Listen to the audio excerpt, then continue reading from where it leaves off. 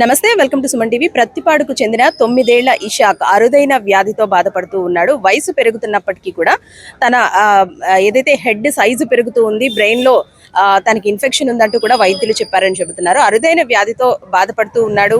కుటుంబ పోషణ కూడా వీళ్ళకి కష్టంగా ఉందంటూ కూడా ఆవేదన వ్యక్తం చేస్తున్నారు. సదరన్ సర్టిఫికేట్ లో 75% డిజేబిలిటీ ఉన్నప్పటికీ కూడా ఎటువంటి పింఛను కూడా అందడం లేదని ఆవేదన వ్యక్తం చేస్తున్నారు. ఈ రోజు కలెక్టరేట్ కి అర్జీ ఇచ్చేందుకు కూడా ఇక్కడికి చేరుకున్నారు. అసలు ఏం జరుగుతుంది ఏంటి తెలుసుకుందాం. అమ్మ నమస్తే అమ్మ, ఏం పేరు బాబు పేరు? ఎంతమ్మ వయసు?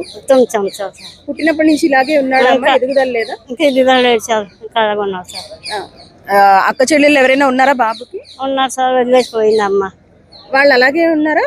బాగున్నారు సార్. బాగున్నారమ్మా. 75% సదరన్ సర్టిఫికేట్ లో డిజేబిలిటీ ఉందని కూడా ఇచ్చారు కదా, దేనికోసం వచ్చారు అసలు మీరు కలెక్టరేట్ కి? పెళ్లి చెప్తారని అమ్మగారు వచ్చాం, పెన్షన్ పెట్టుకుందామని. ఇప్పుడు దాకా రాలేదు, రాలేదు పెట్టుకున్నాం కానీ ఎక్కడ రాలేదు. వదిలేస్తున్నారు, సాయంత్రం పట్టుకెళ్ళి వస్తుందని ఇక్కడికి రప్పించుకున్నాను, వచ్చాను సార్. తల్లిదండ్రులు ఎవరు లేరా అమ్మ బాబుకి? మీరు వచ్చారు, ఏమవుతారు మీరు? నానమ్మతోనమ్మా. వాళ్ళ తల్లిదండ్రులు లేరా? తల్లి అమ్మ వదిలేసిపోయిందమ్మా. బాబుని వదిలేసి బాగలేదు, నాకు వద్దా పిల్లడు. ఆ బాబు బాగలేదు నాకు. ఆ బాబు కింద బాబు తిరుగుతాడు, నేను పనిలోకి వెళ్ళాలి.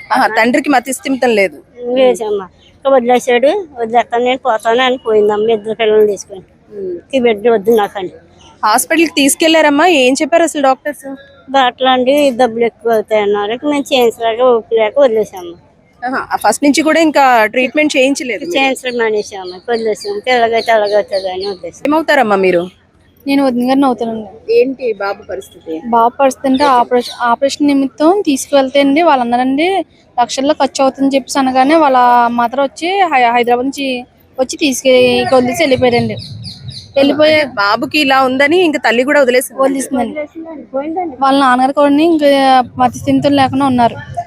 దాంతో పాటు వీళ్ళు చూసుకోవడం కూడా నిరుపేదలు కదండి, కొంచెం ఇబ్బంది పడి వీళ్ళు కూడా చేయడానికి ఎటువంటి ఉపాధి లేక వాళ్ళ వీళ్ళ ఆయన గారు అండి కూలి పనులకి అట్లకి వెళ్తున్నారండి. దానివల్ల వచ్చి అమౌంట్ కూడా సరిపోతుందండి.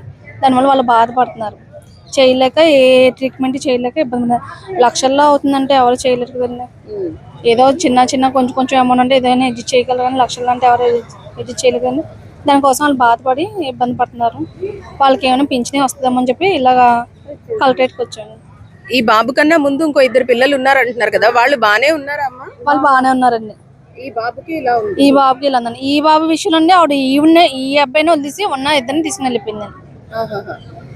అంటే చూపించారు కదా ఈ బాబుకి ఆల్రెడీ హాస్పిటల్లో. ఏమైనా మెడికేషన్ ఏమైనా మందులు వాడుతున్నారు ఈ అబ్బాయికి? అబ్బాయికి ఏమైనా హెడేక్ వచ్చినా, ఒక్కోసారి కోల్డ్ వచ్చినా మెడిసిన్ వాడతారు. ఏం ఇబ్బంది ఉంటదమ్మా ఎక్కువ? అంటే బాగా వెయిట్ కూడా, హెడ్ వెయిట్ కూడా పెరిగి ఉండడం వల్ల ఎక్కువ తను నడిచినా పరిగెట్టినా ఒకేసారి సడన్ గా పడిపోవడం, అలా కూర్చున్న బరువుతో వెనక్కి పడిపోవడం, అది వెనక్కి కానీ ముందుకు కానీ పడిపోవడం, అది అలా జరుగుతుంది. స్కూల్కి వెళ్తాడు. స్కూల్లోనే మేడం గారు జాగ్రత్తగా చూసుకుంటారండి.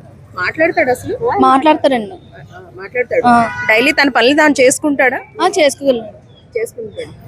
దేనికి వచ్చారమ్మా కలెక్టరేట్ కి ఇప్పుడు? అదే పింఛనీ కోసం వచ్చామండి.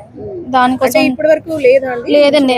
ఏమనంటే ఇంకా ఏదో పేపర్ తక్కువైంది అని చెప్పేసి వాళ్ళు కింద ఉన్న వాళ్ళందరూ ఇబ్బంది పెడుతున్నారు. వాళ్ళు అంటే వాళ్ళ మదర్ని రమ్మంటున్నారండి. వాళ్ళ మదర్ అమ్మ రాలేండి.